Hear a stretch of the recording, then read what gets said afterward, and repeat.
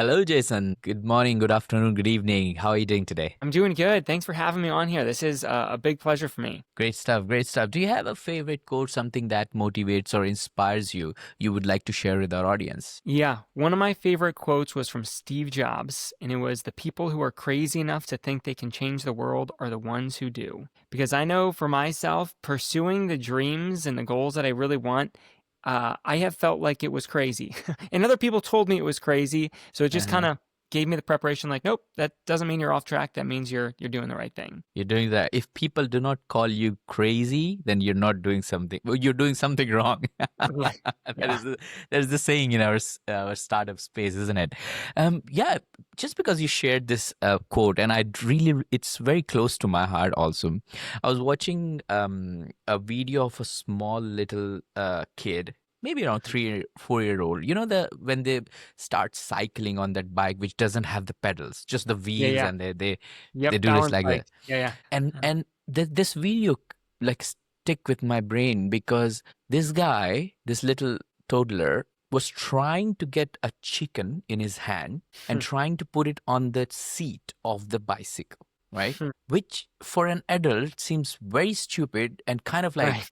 I don't think so that's going to work because the chicken keeps running off from the bicycle, and he kept doing it. He did it for 12 times, and kids have so much energy than us, Yeah. They're apparently. persistent. Yeah. And 13th time, he picked up the chicken, put it on the chair, and the chicken stayed. And then he slowly turned this bicycle up and put his leg, and then he started, No way. Wow, you know, that's awesome. and it Yeah. worked. And I'm going to share that with you on LinkedIn anyways, so just so that you can enjoy that too. But you see, Yeah. when you don't have or you don't understand that it's not possible based on the systematic social um, brainwash we used to have since from the beginning of our life, things get easier because you believe in Right. it, isn't it? Mhm. Yeah, well, I think quotes like that help me avoid being average. Not that being average is a wrong thing, but like that's not the path I've aspired for. Hmm. And if you choose to do average things, no one's going to call you crazy. But if you choose to derail from that, then people absolutely call you crazy. Indeed, indeed. So Justin, let's do something different as we were talking. Let's Hmm. imagine you're in a room full of ambitious founders, and let's say early stage builders. Yeah. No one knows your name. No one knows what you got to say about your where you have worked or what you have achieved. But they're very curious. They're looking at you. You're on the stage. The mic is in on your hand. What would you tell them in these first couple of minutes that these hundreds of founders will stick with you for the remaining 1 hour? Yeah. I would probably tell them the story of like the toughest decision I've ever had to make, which was to leave my family's business. So, Mm, uh, my dad is a car dealer. So if you come here, you'll see him on TV. You'll see our last name Vandeveer all over our town. Vandeveer Cadillac, Vandeveer Kia. They've got 5 dealerships. mm, So I was always destined to take over this dealership. I would be fourth generation. My great grandpa started it. And I worked there for years learning the business, and I realized it wasn't a passion of mine. And uh, I decided to leave to go pursue a dream of mine. I wanted to launch super random business, but a business selling planners that I mm, designed, which everyone told me was a bad idea. This was before planners are kind of trendy now, but back then it was like, no, no, no, you should be launching an app. Well, nobody was telling me to leave the family business, so I decided to leave. My family's not one that just gives you money. I left with nothing, and I started a business of my own. But from that experience, now luckily, the business worked.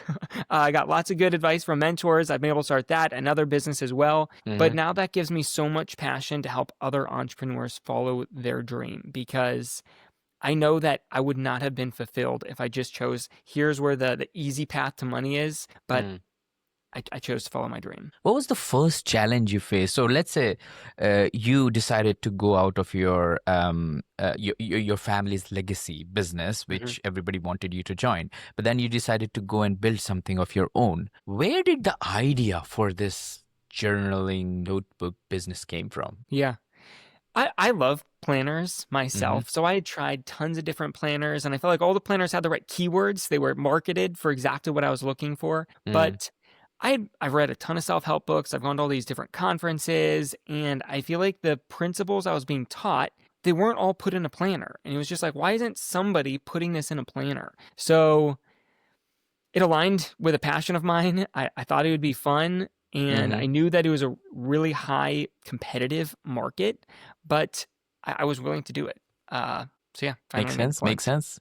And Hmm. and this is the question when I ask to my guest, especially the people who have gone through the founder's trajectory of being, going through the struggles, understanding the product market fit, and then potentially gaining the traction and then making the business Hmm. successful. How did you manage to get your first customer? First customers. So my initial marketing strategy, uh, I would say like first customers that didn't know me came from influencer marketing, kind of things like this podcast. What was really Mm-hmm. helpful for me is I went to YouTube and looked for planner reviews, and there's YouTube channels dedicated to just making planner reviews. It seems like a Mm-hmm. random niche if you're not into it. So I would track down these people's information and mail them some of my planners. And I didn't even necessarily ask for a review, just said, it looks like you love planners. Here's a planner, here's a couple planners.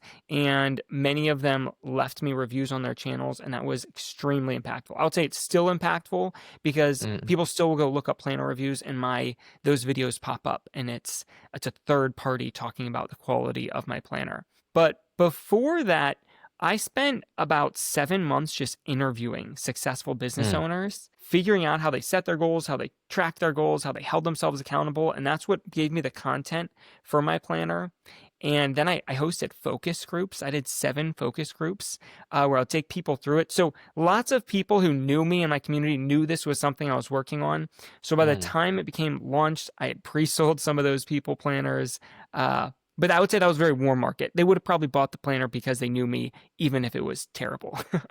Indeed, indeed. The Yeah. the thing is, you need to understand the value and you need to figure out how you can make your product different from other product, especially being in a competitive market like this one you were.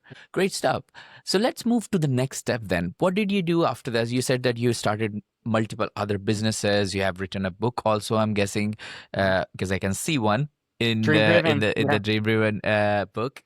So let's talk about that then. How did the route or the path of your life looks like after the planner business launch? So initially after to the planner business launch, it was a lot of struggle, Mm, probably for like 2 years, figuring out how to run a business, how to manage myself, deal with all the mindset issues. That took me a while to figure out. But after I got through that, things started to grow quickly. So the second business I have is rental properties. I'm up to now 34 apartments. So that's been a really fun business to grow on the side, and it's hmm really helpful. I would recommend for other entrepreneurs. Real estate is very tried and true, and it's been able to help me weather different ups and downs of my e-commerce business that isn't quite as steady as mm, people paying their rent. Uh, but after my planner started getting lots of traction, I had people for a while reaching out asking for coaching. And for years, I just told them, like, nope, that's not my thing. And then eventually I started hosting workshops, and then I did paid group coaching and then one on one coaching. And the next thing just started to present itself. I started a podcast, and then eventually that gave me the content for, well, part of the premise for my book. So, mm. very much like customers started asking me for more. Indeed, this is how it works, isn't it? You start one thing, and then people start listening or watching you, and then they have question, and that's where you learn. Oh, I've never thought about it that way, or this is something which Mhm. I know but I've never shared, or this is something I should be doing because a lot of people are asking for it. Yeah. Um, I remember when we launched our first SaaS business, every single button, color, position, interfaces, UIs, anything which is visible or people or you end user can interact with. I used to jump on a call with people for 20 minutes, give them $20, $30 of Amazon vouchers, and ask them stupid questions. Okay, what do you want? Why do you want this button to be this color or here? And they used to Mhm. tell me, well, because it's easy and this is what I want to do when I come Yeah. to this platform, right? And we literally took these advice to the heart and started changing things as the user wanted, and we've grown the business to quite a lot of paying customers. So Uh-huh. feedback from your end user is one of the things which Oh, yeah. I think has played quite a big role in developing the business. So let's move to the next part of your life then. You started the podcast, you started thinking about the book. Uh-huh. What did you what did inspired you after interviewing so many business men, successful business personalities into your podcast or otherwise? And what was the golden nugget you sucked out from all these knowledge or wisdom and put it into the book? Yeah. So for me, it was the importance of dreaming. And maybe let me just define how I view dreaming compared to goals, because I think both of them are really important. Goals, everybody knows they should be something realistic, something you actually want to do. But dreams, I view them as something that they don't have to be realistic. You're just asking yourself, what would you love to do with your life? And you Mm, let your mind dream. Maybe it's as unrealistic as owning a house in every state to as realistic as owning your first one. You just let your mind talk to you. But talking with these entrepreneurs, I found that they were dreamers, and dreams unlock purpose in your life. It's kind of like if you have dreams, you can set goals that aim towards those dreams, and they give your goals meaning. mm, However, if you don't have dreams, you can still have goals, but they're not aiming at anything. So then you end up in what I call survival mode, where you're just working to stay afloat, and it's hard. And the thing that I learned from interviewing these entrepreneurs is they were willing to do the hard stuff. They were willing to take the risks because they could see how those actions were directly connected to a dream. They had a burning fire inside of them to succeed. And the entrepreneurs there were many entrepreneurs, and I'm sure you've seen this, who were starting their business at the same time as you. And many of them have not succeeded and they aren't around anymore. But if I look at them, most of those people were looking for an easy money product. Like, what's the mm, easiest thing I can start selling or the easiest service I can provide that'll earn me money? But if they ever lost the easy or the money part, they would just quit. But if it was mm. connected to a dream, then it's like I lost the easy and the money part for years and I still pushed through because I had a burning fire inside of me to do it. So once I realized that, it was like I wanted this approach around dreams and the impact that they can make on your life, on your goals, and just the purpose you can experience. That's really cool. This is something which my grandmother used to tell me, that if you want to do something which you feel not boring in our native language. I cannot Mm. actually translate it what you was telling me in English, but the essence was do something which you keep doing and you don't feel bored. Yeah. That was like literal wordings she used to say. And I think that is applicable in our real world so much, because recently I was having a discussion with my partner and she was like, I wanted to start a podcast too, but it's too much work, too much effort, and I don't think so I'll be able to, like, pull it off alongside my 9 to 5. And I'm like, but what do you like to do which doesn't make you feel bored? And she's like, I just like reading books. Do you like to talk about reading books? She said, yes. You should do that then. You should Yeah. do a podcast around the books, because that will not make you feel bored. Yeah. Um, and I think that's what exactly what we were discussing. So let's Absolutely. Can I add something there to that? yeah.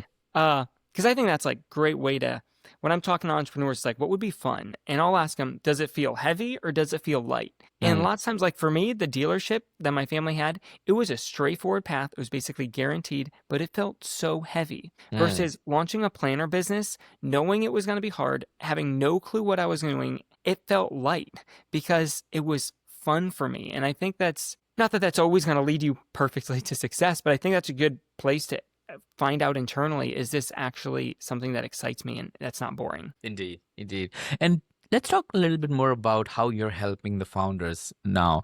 Are you helping them with your book, or you're helping them with the courses, or the um, workshops are still going on? Are you Yeah. doing that?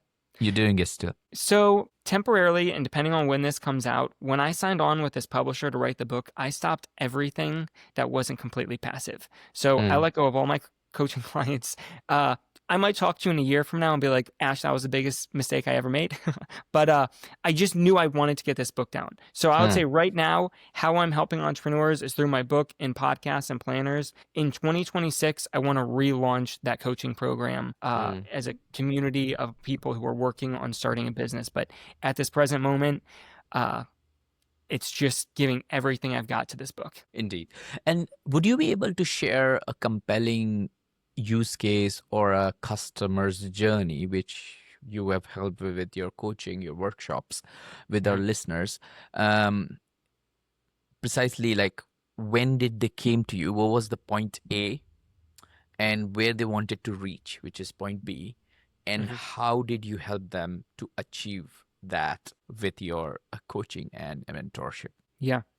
Customer that comes to mind right now, and if most of these people are founders, right? The Founders Podcast. So this guy had two businesses when he came Mm, to me. He had one that I don't know how many details I want to give away here. It was like a home service business, labor intensive. And then he had a hmm. nonprofit that he was also started that he was very passionate about. And when he came to me, he was trying to grow his service based business. But one of the things I have people do is I want them to dream every single day. I dedicate 10 minutes per day to simply dream. Put in Mm, music, pace around in my basement, and dream. You can call me crazy for it, but it's helped me out a lot. So I encourage him, I need you to start dreaming every day. And after like 2 weeks of it, he told me, Jason, look, the only thing I ever dream about is growing my nonprofit. Like mm, the dreams about growing my service-based business, they don't even excite me. I don't dream about them. So it gave him the clarity. He was like, it's time you let go of this service-based business. And it was like dreaming in that way gave him the guiding North Star to say, yep, this is what I want to do with my life. And he could then leave that other business, wrap both hands around his nonprofit, and it grew exponentially quicker compared to spending all his time on this business he doesn't actually like and is a grind and doing this thing he's passionate about on the side. I couldn't imagine that just understanding the power of dreaming could change you in real world that much, isn't it? Yeah, It's and these are like daydreams, not yeah. nighttime dreams. But it's for me, it helps give me clarity on what do I want to do with my life. Like Mm, sometimes I'll have these dreams that I think about for a couple days, but then they just get old. And then there's these other dreams that I feel like I could just doze off thinking about these all the time. mm. And it gives me clarity. It gives me clarity of what I want to do. It gives me the motivation to do it because I can so clearly see in my head, this is the life I'm working towards. Indeed. This is something I think a book I've read, I don't know, 10 years back or something called Secrets, The Secret. Yeah, In yeah. the book, they talk about if you want something, you have to think that you already have it.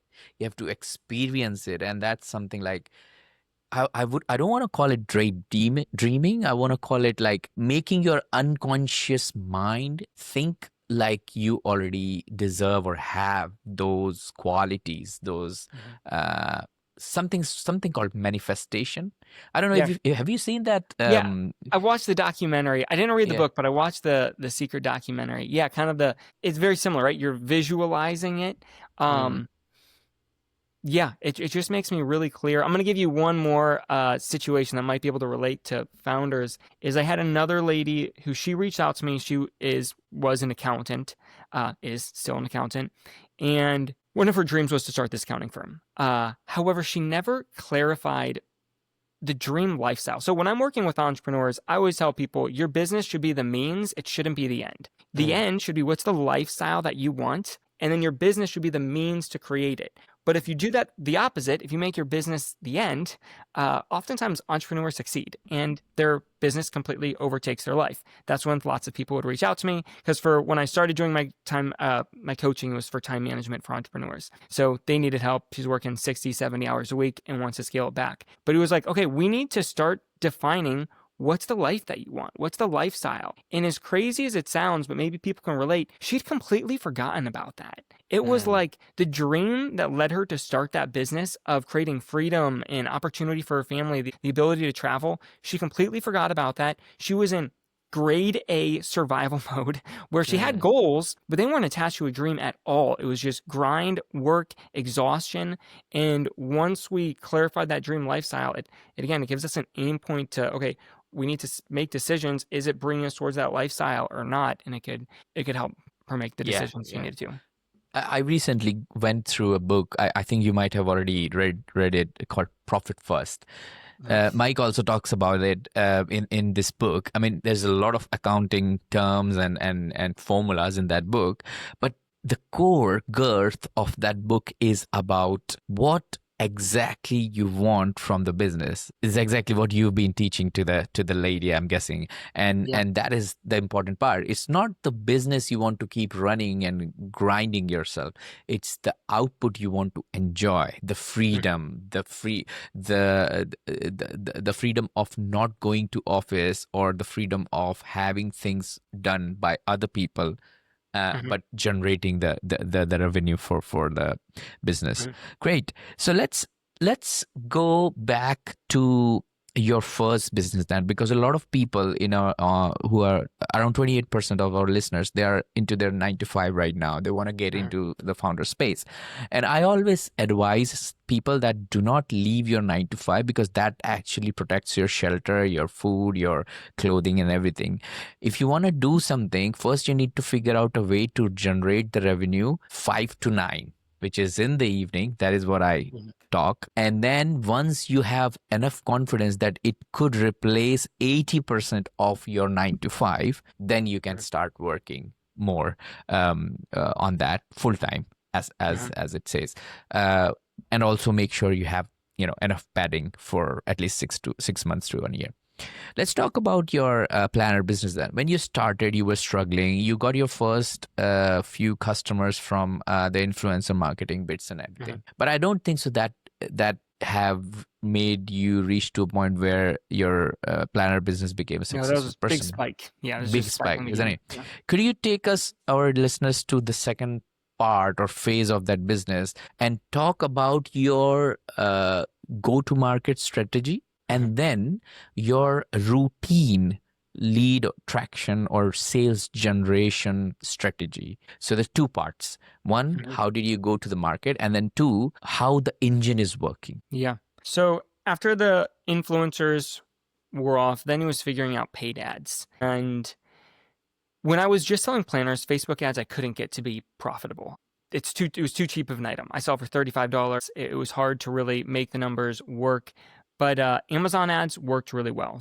Leaned very heavy into Amazon ads. Later then I realized the power of having an email list. So that allowed me to justify spending money on ads for my planners. I set up a subscription model for my planners. So it's like, look, if I break even on the first one, I have guaranteed revenue, second, third, fourth. Well, not guaranteed. Many people, if they don't use the planner, they will cancel, and that's fine. But that was a game changer for me. Mm, And I think that's still a mistake I am fall into, where I don't view. I've kind of viewed my e-commerce business as like, this makes me money. My real estate is an asset. Uh, mm, but I think that the e-commerce business, like my planner, in a way, the design is an asset. My book, the design is an asset, but really the asset, in my opinion, is the email list, the customer base. And once I start viewing it like that, I can justify spending money on Facebook ads to grow that. So second term, I had to figure out paid advertisement. Most of it was from Amazon ads and Facebook ads. I'll be completely transparent though, like probably half of all the planners I've sold over the past like 6 years, I was losing money on or breaking even. It mm. took me a long time to figure that out. No, and I think that's how every e-commerce businessman faces these kind of challenges. Early in the Mhm. days, I remember when I was in university, we used to get these summer holidays for 3 4 months, and one of my friend who used to sell these laptop chargers door to door. So his job was to get Wow. the laptop chargers in the bag and cycle to these electronic stores to Mhm. sell these chargers. And he used to sell like 20 30 chargers, traveling around 10 miles of the radius of London. And one day we were having dinner, and then he said to me, Ash, I'm actually a little bit tired of doing this, because the margin was good. The problem was it was taking too much of his time, because it Yeah. doesn't just include the sales but also cycling and everything. Even though if he had a scooter or something, it could have taken him same time, because London, like crazy Mhm. traffic. Yeah. So we did a little side hustle.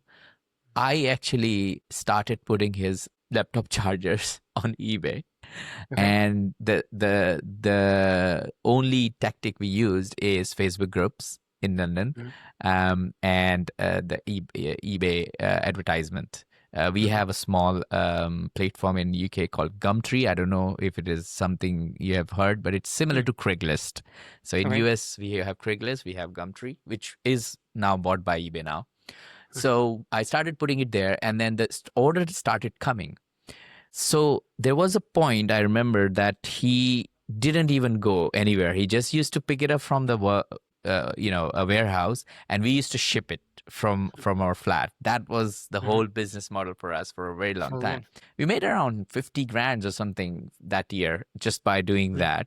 That's awesome. And yeah, that awesome. I mean, that was the revenue, and I think from profit we made around 9,000 pounds, which was a good profit for two lads Mm. working it's sort of like a drop shipping, right? We weren't Yeah. manufacturing it or anything. We did the similar thing with iPhone launch, covers and all these accessories with iPhone. That worked out well. So all these things taught me that when you are into a business, you have to keep working on your business. It's not something like you can leave it unless you make it 100% passive, which is where you're going now, I guess. Like you're, oh, Yeah. going towards that Still pretty direction, far isn't from it? it. But, Yeah. well, the subscription, kind of like you said, like I have all these subscribers for my planners, but it's close to passive, but it's still not Mm, passive. And it's kind of like if I ignore it, my subscribers slowly start to drop, right? But I enjoy the work of helping people understand their goals, helping people accomplish their goals. So even if I already had too much money to ever spend in my lifetime, this is what I would want to do with my life is mm, helping these entrepreneurs. So mm. yeah, but I don't want to paint that I'm passive. Yeah, Close, but yeah. close. Have you ever thought about actually transforming all of your knowledge which you have gathered to create these planners into a digital planner? So I have a digital planner that like it would work with a stylus. It's Mm-hmm. not you put it in, I don't know if you've heard of this app, Good Notes. It's popular here for planner people.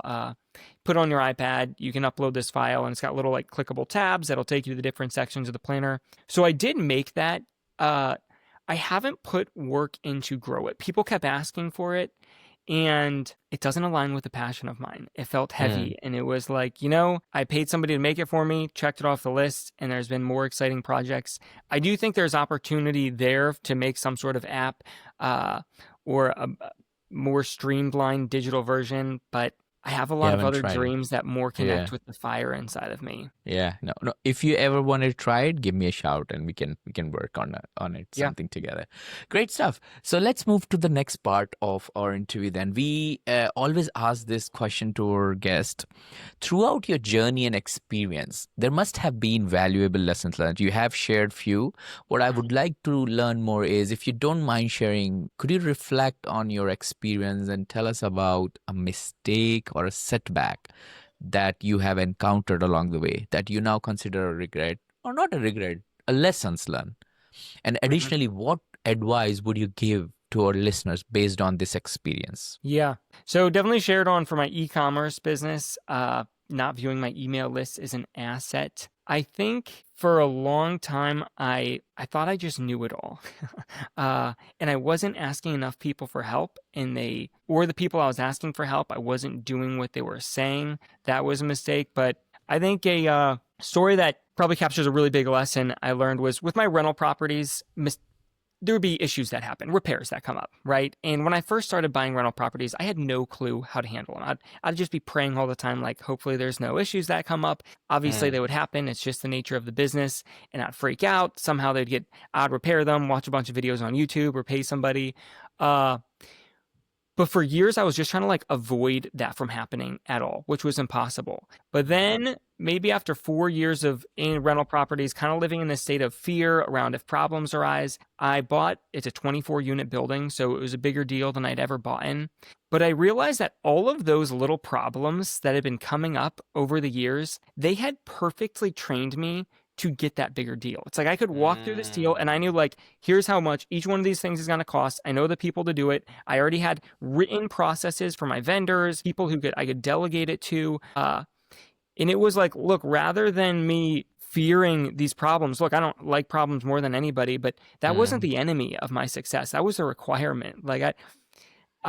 And I think that's just this mindset that entrepreneurs have to have, because otherwise entrepreneurship sucks, because there is tons of challenges, but that is what you sign up for, right? If you want to live an epic life, like, don't complain when the God or the universe gives you challenges. It's like, that's what you asked for. That's how you live an epic or great life, is by overcoming challenges. Indeed, indeed. Great stuff. And I can totally see that all the failed experience are giving you lessons, which one day when you get successful, you will see all these failed experiments or businesses or experiences you had in the past will help you for that big moment of your life, and which is exactly what you have shared with our audience.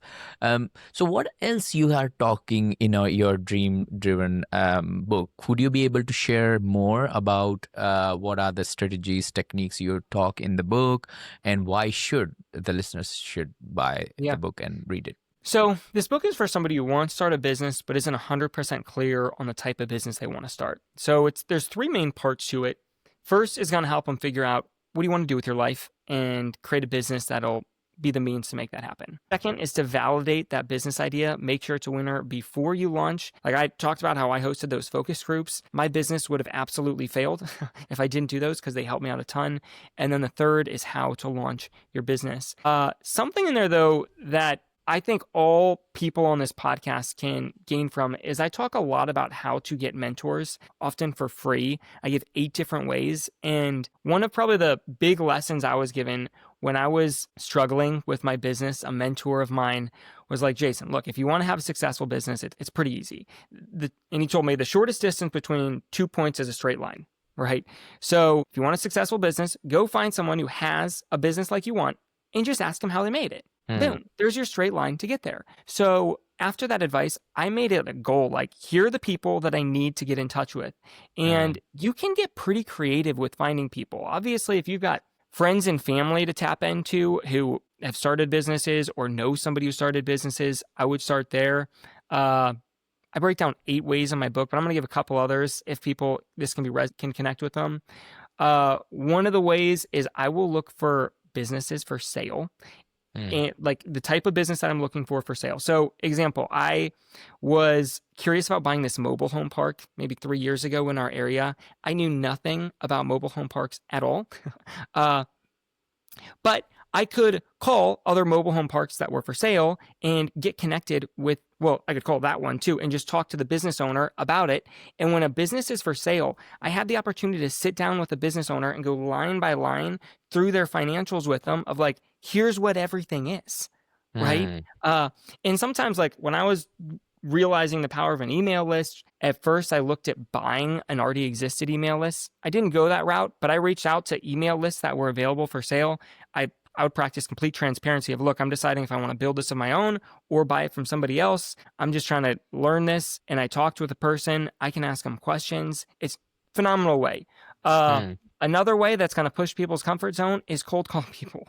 Like when I was looking at that mobile home park, I just cold called all the other mobile home parks in our area and asked them, like, look, I'm looking to buy a mobile home park. I know nothing. Can I pick your brain for 15 minutes? Most people told me no, but I had like 2 or 3 of them that were extremely helpful, that were like, oh, we know the person who services their wastewater treatment plant. Here's his cell number. I'll set up this guy to walk the place with you. It was like just super nice people. But typically people are afraid to do the work. So those are just some ideas, but I would try and clarify for yourself who's already done it and how can I get in touch with them? And it'll probably push your comfort zone, but in my experience, those are really powerful relationships to have. Definitely. And I couldn't agree more with you on this one, that if you have a mentor in your life who could help you with whatever goal you want to achieve, and this person has achieved that goal in your opinion, that makes your life not just easier, but also shrinks the time frame you will need to achieve the same goal. And that is all about, we all have one thing in common, which is equally given to everyone, which is the time. Everything else could be different, but time is the capital which you have exactly same as anybody else who was born at the same time you did. So use it wisely. Yeah. Great stuff. So Jason, we have another portion, another section in our show, which is called the lightning round. We have got 6 quick fire questions for you. If at any point you think that you don't want to answer the question, you can give me a skip and then I can move to the next one. How does that Mhm. sound? Sounds great. Okay, great. Question number 1. What are the top 3 strategies to understand what kind of business you should start in 2025? Mhm. One, I would start dreaming every single day. I think that's the best thing. I think I would look for people who have the lifestyle that you want to emulate, entrepreneurs that have the lifestyle, and I would just schedule a coffee with them and see where that goes. And probably the third thing would be start journaling every day, so you can start getting clear on. Well, actually, third thing, buy my book. Buy my book, Dream Driven. It'll break down a nice process for you, if I'm allowed to say that. Definitely no problem at all. Yeah. What book would you recommend to our audience and why, other than Dream Driven? Other than mine, book that has helped me out a lot was The One Thing. I should know the author. Actually, I have it right here by Gary Keller, I want to say. Yeah, Gary Keller. The One Thing. Um, that one is one that question, what's the one thing that by doing would make everything else easier or irrelevant? I ask myself that question all the time. Hmm. That's really impactful because once you have one thing clear, then everything becomes, priority wise clear. Like, how do you want to do it? What Uh-huh. one attribute or characteristic in your mind of a successful founder? Characteristic that I view is they know what they want to do with their life and Hmm. something that they're passionate about. If you've got the fire inside of you, I'll tell people if your desire outweighs the challenges, you're gonna do it. But if you don't have very much desire, once you hit the challenges, if they outweigh the desire you have inside of yourself, you're just gonna quit. In my experience of talking with people, you're gonna quit and find something else. So find the fire that's inside of you. Definitely, definitely. What's your favorite personal productivity tool or habit? I've got to go back to my planner, the Goal Crazy Planner. Outside of that, I don't really use any, but I would say journaling, I think, is an incredible tool. I ask myself, and I don't know if I'm going too in depth with these, so stop me if I am, but I ask myself regularly, like, is my mind available to me? Is my mind Mm, available to me? And if all it's doing is thinking about stresses, worries, challenges, I would say no, it's not. So for me, being able to journal and get all that stuff out of my head so that I can think clearly, that is one of the highest payoff things I can do every morning. awesome. What's a new or a crazy business idea you would love to pursue if you had time? So the next dream that's on my horizon, but this isn't like a new innovative concept, would be to start hosting conferences of my own, specifically for entrepreneurs. And hopefully in the next 2 to 3 years, that'll be the next goal, dream to tackle. Awesome. What's an interesting or a fun fact about you that most people don't know? Most people don't know. I grew up on a cow farm. Aside from the dealership, my dad owns a cow farm, so I grew up on a cow farm, and it was a strange childhood, but we learned to work really hard, whether we wanted to or not. But now Okay. I'm grateful for it. Yeah, I'm sure your immunity is much better than any other child you had in school. I can say that because when I went to my university, when I was doing graduation, I kind of had this opportunity to drink milk from a cow without boiling it, so like fresh. Wow. And I felt sick because Hmm. the milk we drink from the Tesco's or Walmart it's I don't know, they clean it or something Yeah. like that, right? They Yeah. they do some Pasteurized. processing Yeah. and then we consume it. But when you're drinking it directly, coming directly out of the cow, that is different. And I Mhm. felt sick and I started blaming the cow, but I was actually wrong. It was my immune system because a lot of people had that milk and they didn't feel it ill, you Yeah. know. Yeah. So, So I grew up on I should have said it's a meat cow farm. So okay. I would have been like you. I'd have gotten sick as well. But Yeah. yeah. Great stuff. Jason, thank you so much for joining me and sharing your story, unpacking the last years of building the businesses and helping other founders. People want to get in touch with you, people want to have some conversation or have some questions. What's the best way to do it? Yeah. If they go to my website, goalcrazy.com, that's goal like a soccer goal, goalcrazy.com, they can contact me on there. They can schedule a call, check out the different courses, programs that are available, or check out my book. It's available on Amazon, Dream Driven. And yeah, if there's something I can do to help, feel free to reach out. Great stuff. Well, Jason, thank you so much for joining us today and sharing your inspiring journey and the impactful work you're doing. It's been an absolute pleasure having you on Founders Podcast. Yeah. Thank you so much for having me. I've really enjoyed this as well.